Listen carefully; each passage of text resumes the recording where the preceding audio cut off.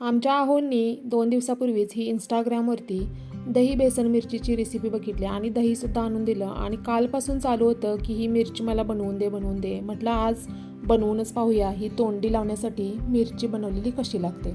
मग काय चपाती बनवलेल्या त्याच तव्यावरती या 4-5 मिरच्या थोड्याशा कट करून टाकल्या. त्याच्यावरती मीठ टाकलं चवीनुसार आणि 2 चमचे तेल टाकून चरचरीत अशा ह्या मिरच्या भाजून घेतल्या.